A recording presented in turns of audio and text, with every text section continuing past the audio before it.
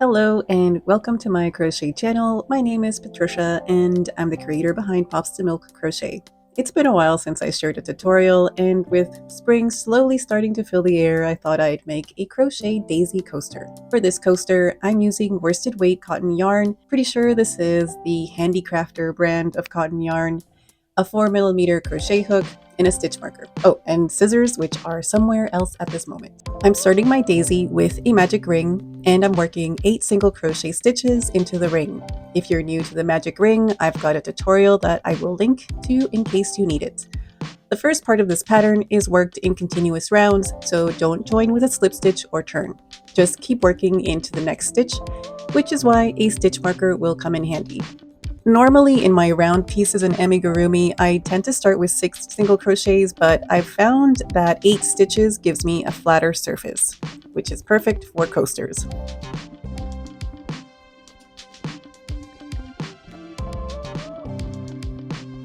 Pull tight to close the ring.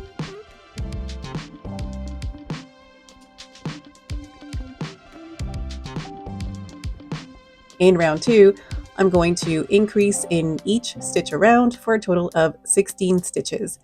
And although it might seem like it's going to be too big and start frilling up around the edges, it'll even out in the next couple of rounds and still give me the flat shape that I want.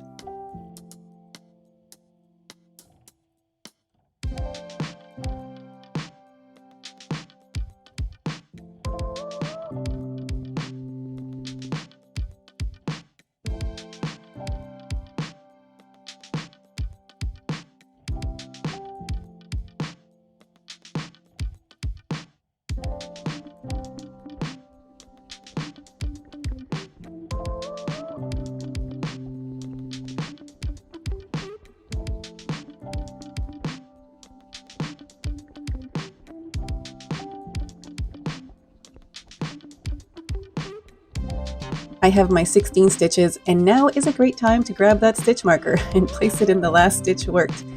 Next, in round 3, I'm going to single crochet in the next stitch and increase in the next stitch. But you'll notice as I work on this coaster that I'm going to alternate where I place the increases. And what I mean is, in this round, I started with single crochet stitch and then the increase, but in the next round, I'm going to start with an increase and then work my single crochet stitches. And this is going to minimize that hexagon-like shape and give me more of a rounder shape.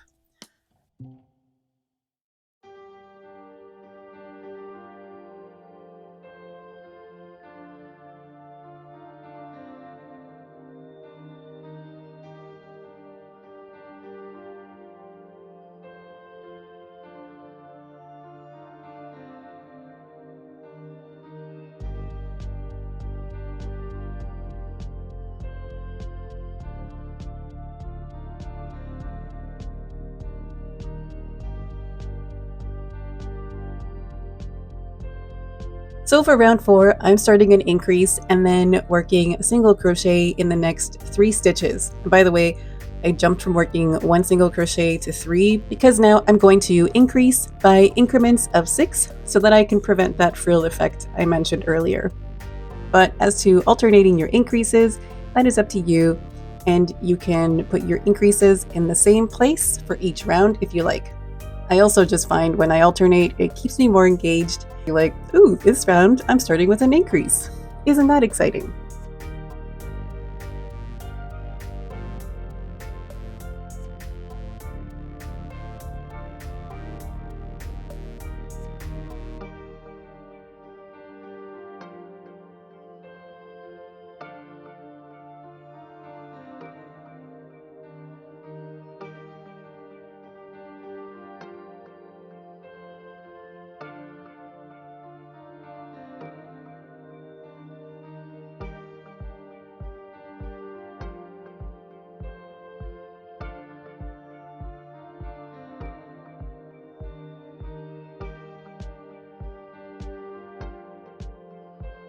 Okay, round 5, I'm starting with a single crochet in the next 4 stitches and an increase in the next stitch. Another thing to mention as I'm working, I'm keeping a comfortable tension, not too tight and not too loose. I want the coaster to be sturdy enough, but I also don't want to get hand cramps. I'm thinking of you market makers who would need to make a bunch of these to sell at craft shows, and it would hurt so much if your tension was tight. So keep it relaxed and comfortable.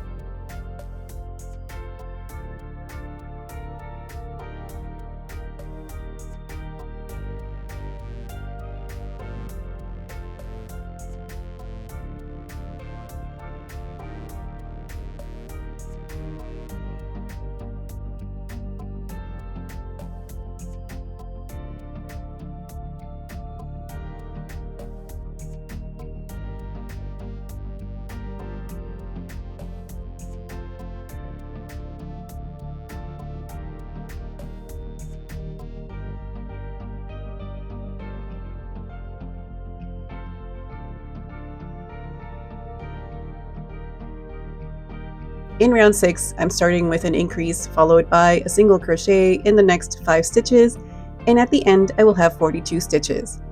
And by the way, don't feel limited to stitch with these colors in yellow and white. You can make these coasters in whatever color combo you like.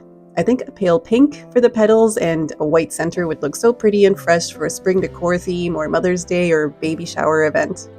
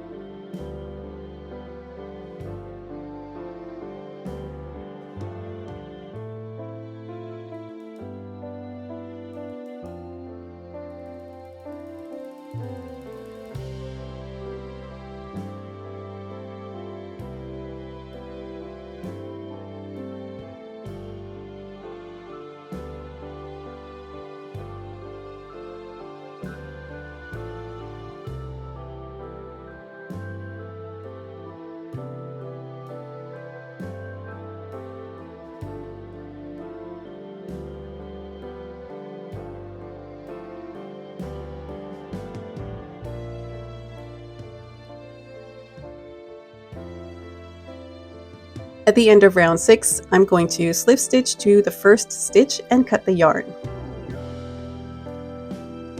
Now I'm going to switch to white yarn for the petals, and I'm going to pick up a stitch anywhere on the yellow round piece. Naturally, I just went with the next stitch from the last round. And I'm just using a standing single crochet by making a slip knot and then working a single crochet into the indicated stitch. But you can also just pull up a loop and make a chain to start your stitch. So I'm just going to work a single crochet into each stitch around, and at the end I'm going to join to the first stitch with a slip stitch, and do not turn.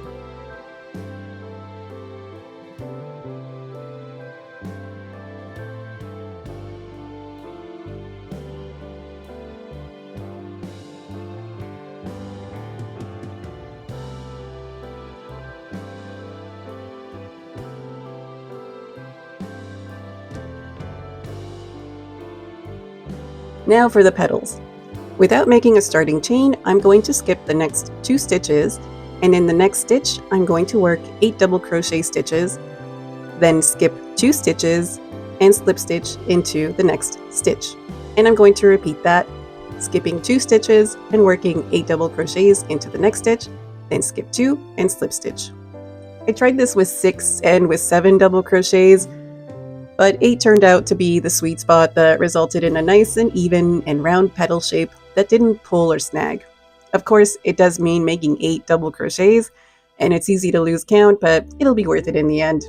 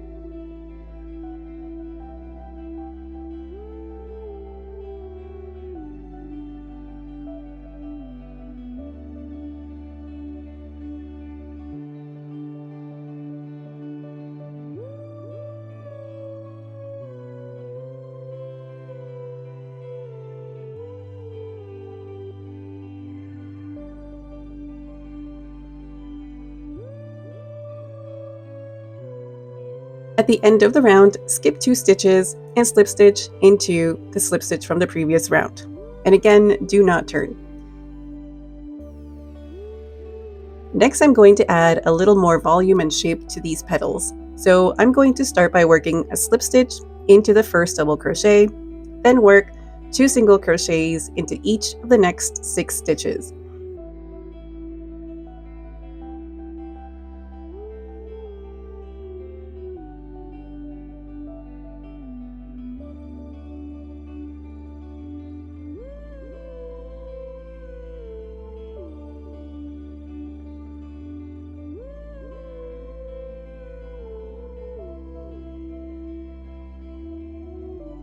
Then slip stitch in the next 2 stitches, which would be the 8th double crochet and the slip stitch from the previous round in between the petals. And I'm going to repeat that all the way around. Slip stitch into the first double crochet, work 2 single crochets in each of the next 6 double crochets, a slip stitch in the 8th double crochet, and the slip stitch from the previous round between the petals. And I'll do this until I reach the end.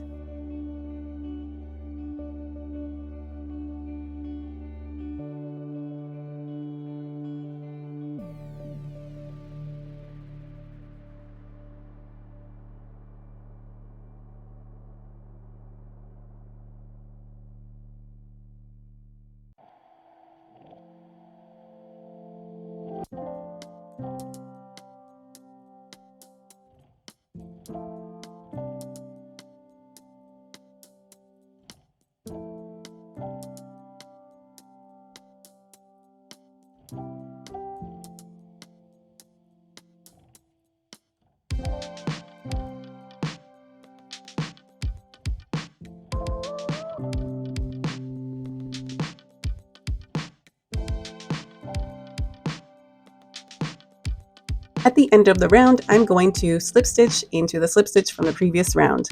And finally, I'm going to cut the yarn and weave in the ends.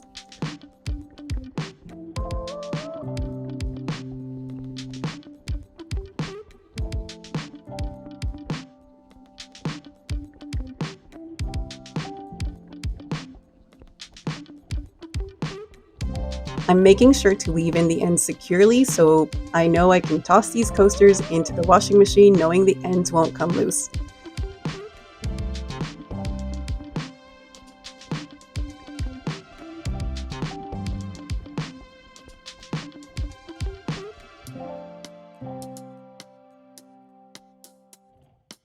And that's it! You can block the coasters if you like, or start using them as they are.